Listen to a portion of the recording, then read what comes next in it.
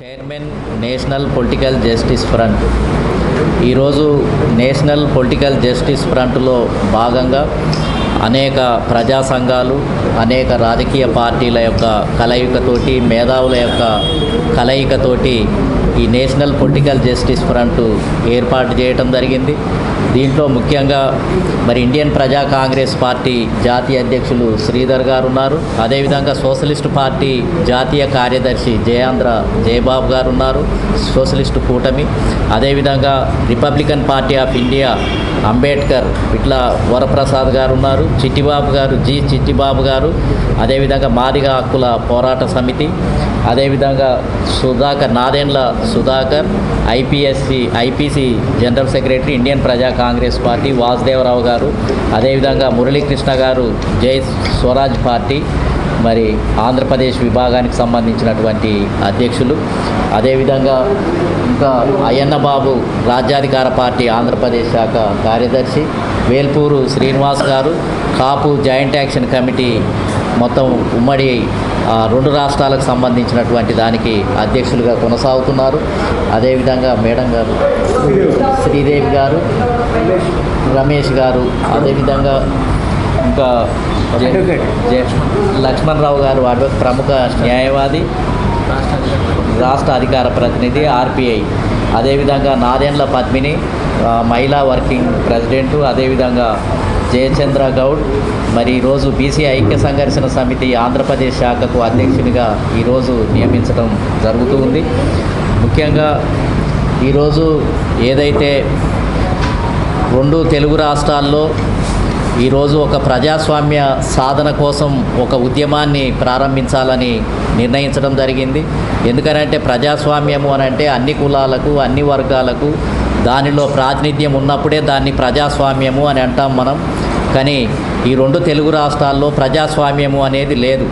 నిజానికి చెప్పాలి అని అంటే భారతదేశమే ఒక పెద్ద ప్రజాస్వామ్య దేశము అని పేరుకు చెప్పబడుతుంది. కానీ ఈ దేశంలో 6,000 కులాలు ఉన్నాయి, కేవలం 200 కులాలకు మాత్రమే ప్రాతినిధ్యం ఉంది. మిగిలిన కులాలకు అసలు రాజకీయ ప్రాతినిధ్యమే లేనటువంటి పరిస్థితి ఉంది. ముఖ్యంగా ఉమ్మడి ఆంధ్రప్రదేశ్లో కానీ లేదా ఇప్పుడు ప్రత్యేకంగా 2 రాష్ట్రాలు ఏర్పడ్డ తర్వాత అసలు సరైనటువంటి ప్రాతినిధ్యమే ఈ రాష్ట్రంలో బడుగు బలహీన వర్గాలకు దక్కినటువంటి పరిస్థితి లేదు. ముఖ్యంగా ఈ ఆంధ్రప్రదేశ్ రాష్ట్రంలో స్వాతంత్రం వచ్చి 79 సంవత్సరాలు గడిచినప్పటికీ ఈ రాష్ట్రంలో 1-2 కులాలు 1-2 వర్గాలు మాత్రమే ఏకఛత్రాధిపత్యంగా పరిపాలిస్తున్నాయి. మిగిలిన కులాలన్నీ కూడా రాజకీయ బానిసత్వంలోనే కొనసాగుతున్నటువంటి పరిస్థితి ఉంది. ఈ దేశంలో ఈ రాష్ట్రంలో ప్రజాస్వామ్యము అనంటే అన్ని వర్గాలకు అన్ని కులాలకు సరైనటువంటి ప్రాతినిధ్యం లభించినప్పుడే దాన్ని ప్రజాస్వామ్యంగా మనం గుర్తించడానికి అవకాశం ఉంది. రాజ్యాంగము, అదేవిధంగా బాబాసాహెబ్ అంబేద్కర్, మహాత్మా జ్యోతిరావు పూలే, కాన్షీరామ్ గారు లాంటి వ్యక్తులు ఈ దేశంలో ముఖ్యంగా మేము ప్రతిపాదించే అంశం ఏంటిది అని అంటే 2 లక్షల ఓట్లు కలిగిన ప్రతి కులానికి ఒక ఎమ్మెల్యే సీటు అసెంబ్లీలో ప్రాతినిధ్యం ఉండాలి అని మేము కోరుకుంటున్నాం.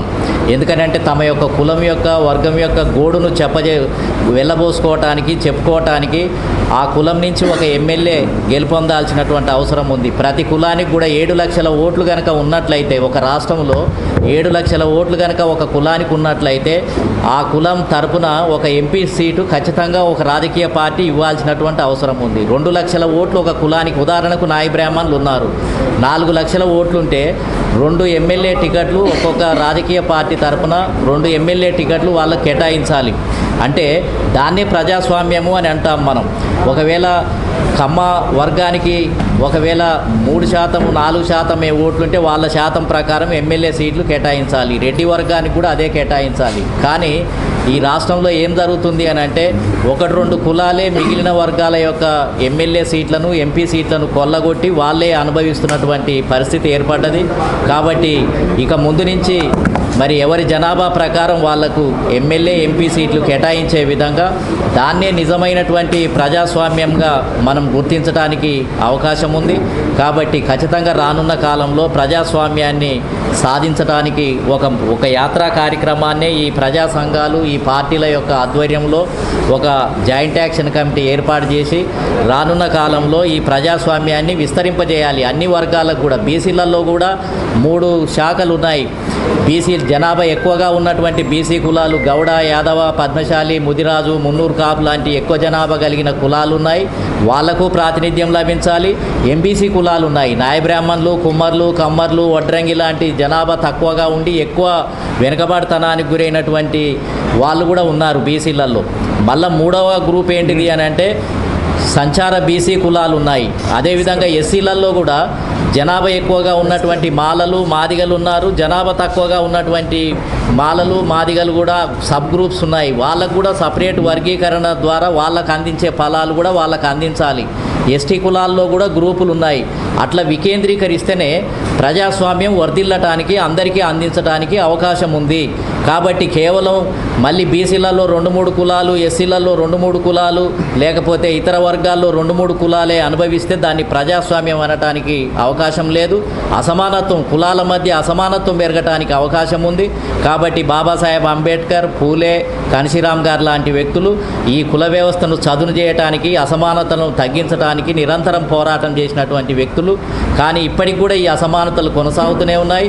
దీన్ని మళ్ళీ ఇంకా కింది స్థాయి వరకు కూడా లేకుండా చేయటం కోసమే ప్రజాస్వామ్య సాధన యాత్రగా ఒకటి రాష్ట్రంలో జనవరి సంక్రాంతి పండుగ అయిపోయిన తర్వాత ఈ రాష్ట్రంలో ప్రారంభించాలని అనుకుంటున్నాం.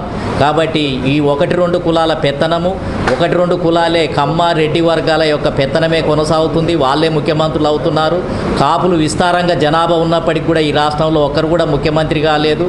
మాలలు కూడా పెద్ద మొత్తంలో ఉన్నారు. వాళ్ళు కూడా ఒకసారి ముఖ్యమంత్రి కావాల్సినటువంటి అవసరం ఉంది. మాదిగలు కావాల్సిన అవసరం ఉంది.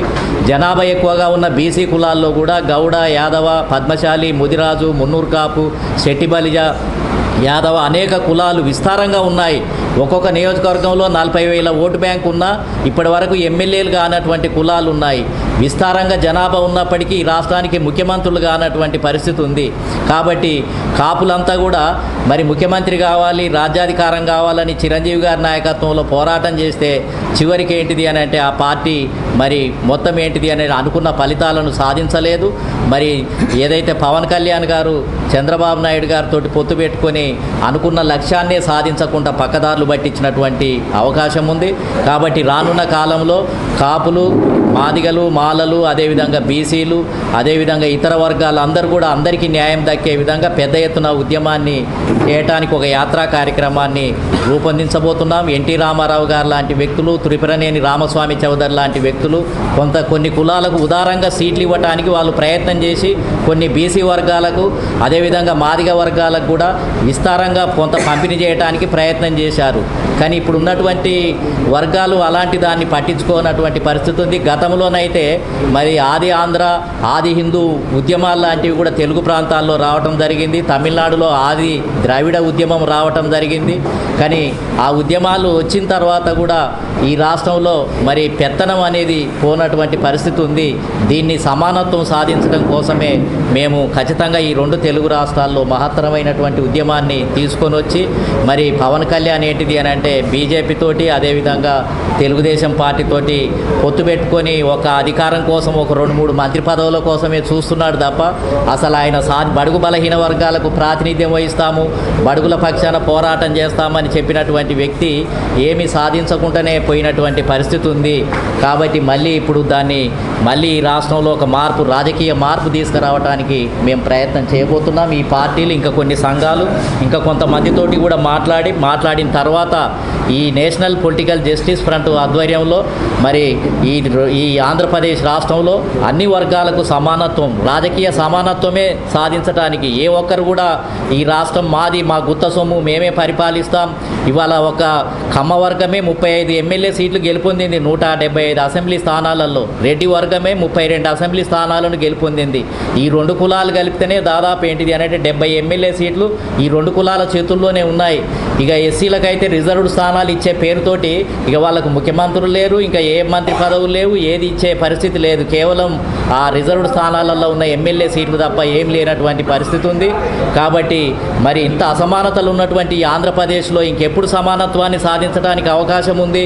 కాబట్టి ఖచ్చితంగా ఈ రాష్ట్రంలో ఒక మార్పు రావాలనే ఉద్దేశంతో పట్టుదలతోటి ప్రారంభిస్తున్నాం. ఇదే మొన్న ఢిల్లీలో 2 రోజులు కాన్స్టిట్యూషన్ క్లబ్లో 29, 30వ తేదీన జాతీయ స్థాయిలో ఉన్నటువంటి అన్ని కులాలతోటి, అక్కడ ఉన్నటువంటి పెద్ద పెద్ద కులాలతోటి, ముఖ్యమైన నాయకులతోటి 2 రోజుల పాటు సమావేశం నిర్వహించడం జరిగింది. జాతీయ స్థాయిలో కాన్షీరామ్ గారి చేపట్టినటువంటి ఉద్యమం, రామ్ మనోహర్ లోహియ, అదేవిధంగా బాబాసాహెబ్ అంబేద్కర్ వీళ్ళు చేపట్టినటువంటి ఉద్యమం ద్వారానే జాతీయ స్థాయిలో కూడా కాంగ్రెసు బీజేపీలకు ప్రత్యామ్నాయంగా ఒక బలమైనటువంటి ఫ్రంట్ ఏర్పాటు చేయాలని ఢిల్లీలో 2 రోజుల పాటు కార్యక్రమాలను నిర్వహించడం జరిగింది. దీన్ని అన్ని రాష్ట్రాల్లో కూడా విస్తరింపజేసి జాతీయ స్థాయిలో మరి 2 ప్రధాన కూటమిలు ఏవైతే ఉన్నాయో ఎన్డీఏ మహాకూటమి రెండింటికి ప్రత్యామ్నాయంగా ఒక బలమైనటువంటి కూటమిని ఏర్పాటు చేసే క్రమంలో భాగంగానే ఇవాళ ఆంధ్రప్రదేశ్లో దీన్ని ప్రారంభించాం. జనవరిలో యాత్రా కార్యక్రమాన్ని చేపిస్తాం. ఈ ఒక కులమే 35 సీట్లు పొందటం, ఒక కులమే 32 సీట్లు పొందటం, వాళ్ళే ముఖ్యమంత్రులు కావటం, ఆ 2 కులాల మధ్యనే ముఖ్యమంత్రి పదవులు ఇటు మారటం అటు మారటం, మిగతా కులాలన్నీ ప్రేక్షకులుగా ఉండటము అనేది ఇంకెంతకాలం రాజకీయ బానిసత్వంలో ఉంటాం. ఇది కొనసాగటానికి వీల్లేదు. మేమందరం కూడా అన్ని వర్గాలకు పంపిణీ చేసే దిశగా ఒక టోటల్ రివల్యూషన్ ఈ భారతదేశంలోనే ఒక కొత్త విప్లవం జరగాల్సినటువంటి అవసరం ఉంది. ఆ విప్లవాన్ని సాధించడం కోసమే మరి మేము ఈరోజు దీన్ని ప్రారంభించి ఈ యాత్రా కార్యక్రమాన్ని తెలియజేయడం కోసమే, అదేవిధంగా నాయకులతోటి చర్చించడం కోసమే ఈ కార్యక్రమాన్ని నిర్వహించడం జరిగింది అని చెప్పి తెలియజేస్తున్నాను. దీంట్లో మరి జయబాబు గారిని మాట్లాడవలసిన తలా 2 నిమిషాలు మాట్లాడిన ముఖ్య నాయకులంతా కూడా మాట్లాడారు. కొన్ని కులాలకి అవకాశాలు దక్కుతున్నాయి, అన్ని కులాలకి అవకాశాలు దక్కాలి. అసెంబ్లీ సీట్లు కానీ పార్లమెంట్ సీట్లు కానీ పెంచాల్సిన అవసరం ఉంది. ఎక్కువగా పొందుతున్నటువంటి వాళ్ళు అధికారాన్ని చేతబట్టి మిగతా వారిని వాళ్ళకు అనువుగా మార్చుకొని ప్రజా సమస్యల్ని చట్టసభల్లో మాట్లాడితే ముందుకెళ్ళనివ్వకుండా తొక్కిపట్టి వారిని కూడా మాట్లాడనీయకుండా చేస్తూ ఉన్నారు. కాబట్టి ప్రజా సమస్యల మీద పోరుబాట పట్టాలి. ప్రజా సమస్యల్ని చట్టసభల దృష్టికి తీసుకెళ్ళి వారికి అన్ని రంగాల్లో సమాన ప్రాతినిధ్యం ఉండాలని చెప్పేసి ఓ యాత్ర కూడా సంక్రాంతి తర్వాత చేపట్టడం జరుగుతూ ఉంది. ప్రధానంగా చాలామంది ఏమనుకుంటారంటే ప్రతిభా సామర్థ్యాలు ఎవరికి ఉంటే వాళ్ళదే అని చాలామంది మాట్లాడుతూ ఉంటారు. ముందుపడ్డ వర్గాలందరూ కూడా ఒక తండ్రికి 4 పిల్లలు ఉన్నప్పుడు ఒక పెద్ద కొడుకు ప్రతిభా సామర్థ్యాలు లేకపోతే ఆస్తి పంపకం చేయకుండా ఉంటాడా? ఖచ్చితంగా 4కి సమానంగా ఇవ్వాల్సింది. అట్లాగే అన్ని కులాలకి ప్రజాస్వామ్య దేశంలో అవకాశం ఉండాలి. ఆ అవకాశం ప్రజాస్వామ్య దేశంలో తొక్కిపడుతున్నారు. కాబట్టి అన్ని పార్టీలు, ఇక్కడున్నటువంటి పార్టీలు, ప్రజా సంఘాల మేధావులందరూ కూడా ఓ నిర్ణయాన్ని తీసుకుంటా ఉన్నారు. ఖచ్చితంగా చంద్రబాబు గారి దృష్టికి తీసుకెళ్తాం, ఈ దేశ ప్రధాని దృష్టికి తీసుకెళ్తాం. చట్టసభల్లో బలంగా మా సమస్యలు వినిపించుకునే విధంగా, ఎందుకంటే మేమంతా కూడా ఎక్కువగా ప్రభుత్వ భూముల్లో నివాసం ఉంటాం. మాకు భూమి హక్కు ఇప్పుడు కూడా లేదు, శాశ్వత భూ హక్కు లేదు. అట్లాగే ఆర్థిక రంగంలో మా వాటా ఏం లేదు, పేరుకే ప్రతిదీ. ఆర్థిక రంగంలో మా వాటా మాకు ఉండాలి, శాశ్వత భూ హక్కు మాకు కల్పించాలి.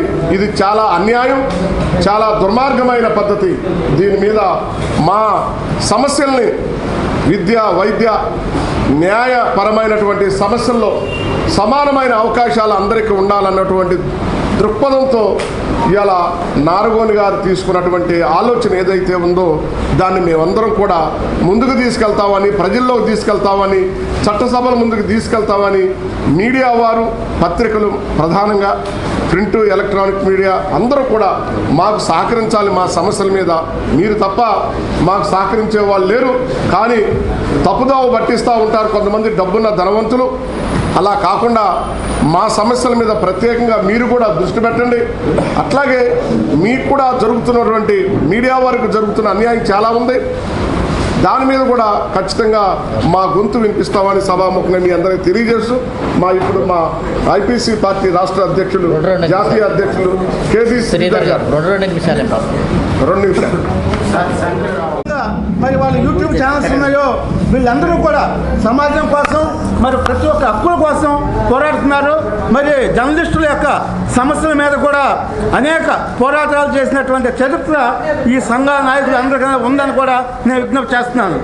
జనవరి 20వ తేదీ చేపట్టబోయేటువంటి యాత్ర రాష్ట్ర వ్యాప్తంగా జరిగేటువంటి యాత్రని అందరూ కూడా రాష్ట్రంలో ఉన్నటువంటి ప్రతి ఒక్క ప్రజాస్వామ్యవాదులు ఈ రాష్ట్రంలో అరాచకం జరుగుతుంది. కేవలం 2 కులాలు కాదు, కేవలం 2 ఫ్యామిలీస్, 3 ఫ్యామిలీస్, 4 ఫ్యామిలీస్ వీళ్ళు తప్పితే కథా వాళ్ళు అందరినీ కూడా ఒక బానిసలుగా చూస్తున్నారు, రాజకీయ బానిసలుగా. ప్రతి ఒక్కళ్ళు కూడా ఉద్యమించాల్సినటువంటి అవసరం ఉంది. రాష్ట్ర ప్రభుత్వం వెంటనే కులగణన జనగణన చేయాలి. దాని నిష్పత్తి ప్రకారం మీరు సీట్లు ఇవ్వాలి. కానీ అంతేగాని ఒక కులం 50 సీట్లు, ఇంకో కులం 40 సీట్లు తీసుకుని 90% ఉన్న వాళ్ళకి కేవలం అంటే ఒక 10-15% మాత్రమే ఇవ్వటం అనేది మనం చూస్తున్నాము. ఓట్లు మావి, సీట్లు మీవా, ఖబర్దార్ అని చెప్పేసి ఈ డాష్ నుంచి హెచ్చరిస్తున్నాం. జై హింద్. నా పేరు పెట్టా Varaprasad, Republican party of India Ambedkar పార్టీకి రాష్ట్ర అధ్యక్షుడిని. డాక్టర్ బాబాసాహెబ్ అంబేద్కర్ ఎప్పుడో చెప్పారు, ఈ దేశంలో మార్పు రావాలంటే రాజ్యాధికారం రావాలి. రాజ్యాధికారం రావాలంటే ఎస్సీ, ఎస్టీ, బీసీ, మైనార్టీలు అన్ని కులాల్లో ఉన్న పేదలు ఏకమైతేనే ఈ దేశంలో మార్పు జరుగుతుందని. ఆ దిశలోనే ఈరోజు ఒక ప్రయత్నం అయితే జరుగుతూ ఉంది. ఆ ప్రయత్నం ప్రకారంగా ఎవరైతే ఇప్పుడు ఈ రాష్ట్రంలో దేశంలో ఉన్నటువంటి రాజకీయ పార్టీలకు భిన్నంగా ఎస్సీ, ఎస్టీ, బీసీ, మైనార్టీలు పేదలతో కలిసి ఒక సరికొత్త ఫ్రంట్ ఏర్పాటు చేసి మేమే రాజ్యాధికారం చేపట్టి అక్కడ చట్టాలు చేయడానికి, వీళ్ళని సీట్లు వాళ్ళకి ఇవ్వడం కాదు, మేమే వాళ్ళకి సీట్లు ఇచ్చే విధంగా ఒక ప్రయత్నానికి నాంది పలకడానికి ప్రయత్నం జరుగుతుంది. అది సఫలీకృతం అవుతాం. రేపు జరగబోయే ఈ యాత్ర ద్వారా ప్రజలను చైతన్యం చేసి రాష్ట్ర కేంద్రాల్లో ప్రభుత్వాలను మార్చడానికి ఏ విధమైన ప్రయత్నాలు చేయాలో అన్నీ చేస్తామని తెలియజేస్తున్నాం. నా పేరు పిట్టా వరప్రసాద్. చెట్టిబాబు సార్.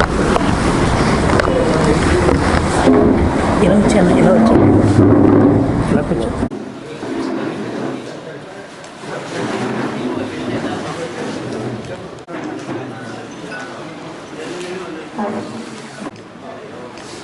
పోస్ట్ వెళ్ళిపోవడం